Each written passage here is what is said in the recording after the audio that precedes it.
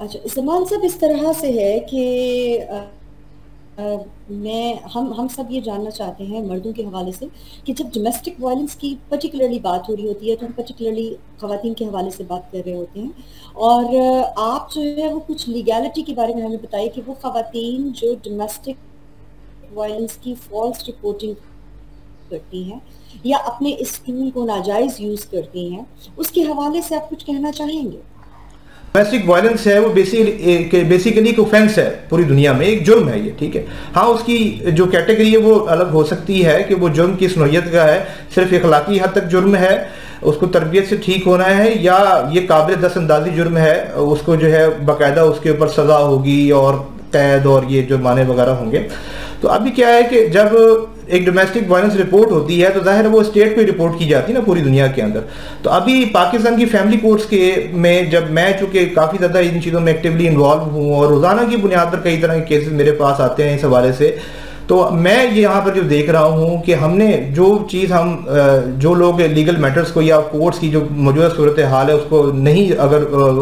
बड़ा closely monitor कर रहे, तो हमें एक चीज़ यही नजर आती है कि डोमेस्टिक वायलेंस में एक रोती हुई औरत है और चीखता चिल्लाता हुआ मारता हुआ मर्द है, ठीक है। लेकिन जब हम ये कोर्ट्स के डेटा को एनालाइज करते हैं, क्योंकि ये कोर्ट्स में जो कुछ भी चल रही है वो रिटर्न ही है ना, मतलब एक केस फाइल है, आप केस फाइल को खोलें, सब कुछ पढ़ लें, आपको समझ आ जाएगी कि ये क्या चल रहा है। तो अनफॉर्चुनेटली इसमें ये देखने में ये आ रहा है कि पाकिस्तान में इतना डोमेस्टिक वायलेंस नहीं हो रहा जितना डोमेस्टिक वायलेंस की झूठी रिपोर्टिंग हो रही है, झूठे केसेस बन रहे हैं। उसकी वजह बड़ी सीधी है कि हमारे यहाँ डोमेस्टिक वायलेंस का प्रिवेंशन और प्रोटेक्शन एक्ट जो है 2012 में बना था, ठीक है। और उसका मकसद यही था कि जो ख्वातीन ख़ासतौर पे ये आपके देहाती एरियाज़ में जिनके साथ मारपीट तशद्दुद के मामलात हैं और वो रिपोर्टिंग भी नहीं कर पाती हैं, उनको जो है वो अथॉरिटीज़ के साथ कनेक्ट किया जाए और वो टाइमली इन चीज़ों को लेकर चलें। तो पहले तो मैं ये बात कहूँगा कि जहाँ पर डोमेस्टिक वायलेंस हो रहा है वहाँ पर चीज़ों को मज़ीद आसान करना चाहिए, उसको रिपोर्ट करने के प्रोसेस को, कि एक लेडी को जिसके साथ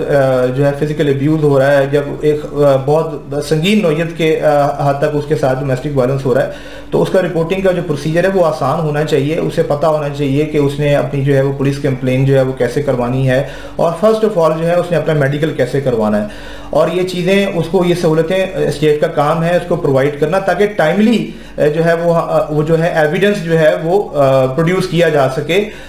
एक्यूज के अगेंस्ट। लेकिन दूसरी जानिब जो ख्वातीन इसके ऊपर फॉल्स रिपोर्टिंग करती हैं उनके लिए हमारे कानून में क्या हुआ आज तक,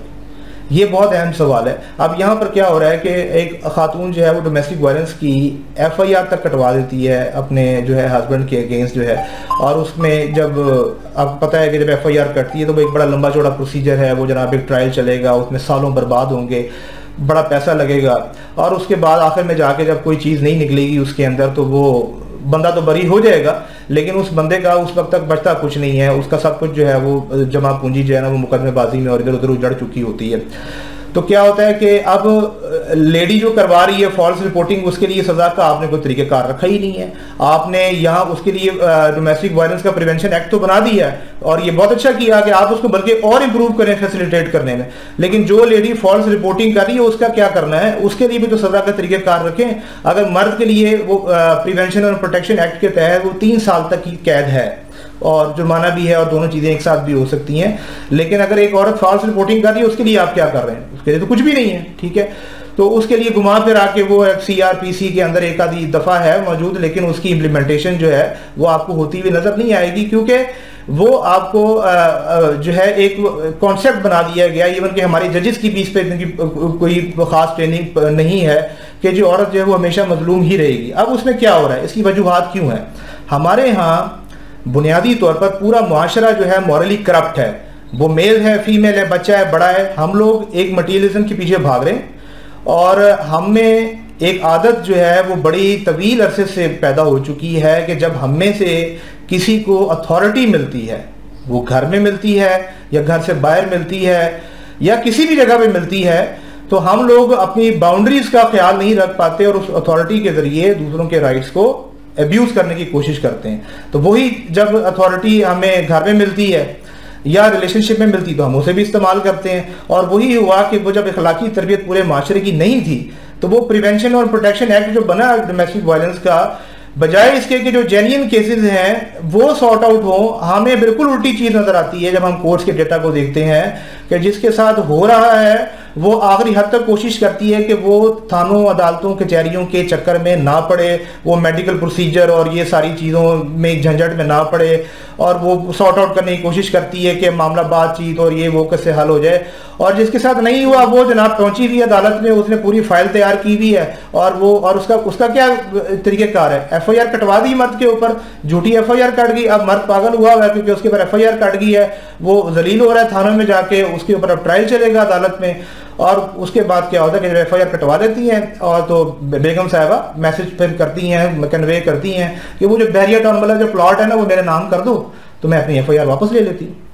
इस हद तक मुआशरा करप्ट हो चुका है। और मैं सिर्फ ये नए रिलेशनशिप की बात नहीं कर रहा, जो 3-4 महीने जो आजकल शादियां चलती हैं उसके बाद डिवोर्स हो जाती है, फिर फेक केसेस होते हैं, और फाइनेंशियल केसेस में औरतों के पास तो इस वक्त क्या क्या फ्रीडम है फेक केसेस करने की, कानूनी तौर पर लीगली उनको क्या क्या वो फेक कर सकती हैं, उस पर तो खैर किसी और दिन बात करेंगे। लेकिन मेरा कहने का मतलब ये है कि जिन रिलेशनशिप्स को टाइम भी गुजर चुका है, 20-20 साल के रिलेशनशिप में देख रहा हूँ लोगों के,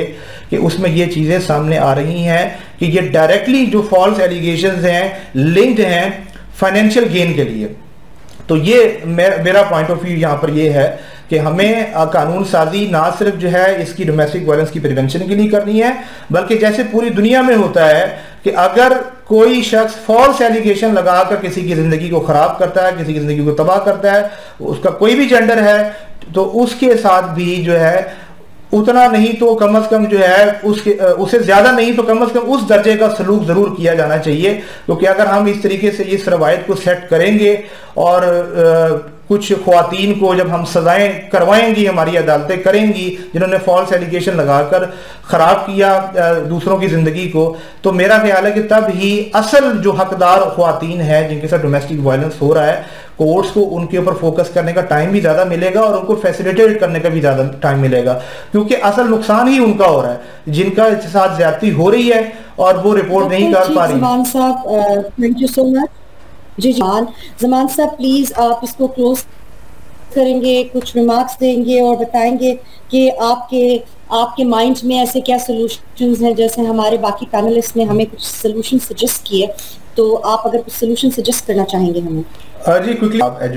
एजुकेशन सिस्टम पर अपने काम करें। दुनिया जो कहीं पर भी कौमें बदलती हैं ना, तो वो एजुकेशन से बदलती हैं। आज अपने एजुकेशन सिस्टम पे आप काम करें। और क्या काम है करने वाला? सबसे पहला कि आप मटीरियलिज्म को साइड पे कर दें, बच्चे को अच्छी तनख्वाह के लिए पढ़ाना छोड़ दें, बच्ची को अच्छी तनख्वाह के लिए पढ़ाना छोड़ दें, और उसको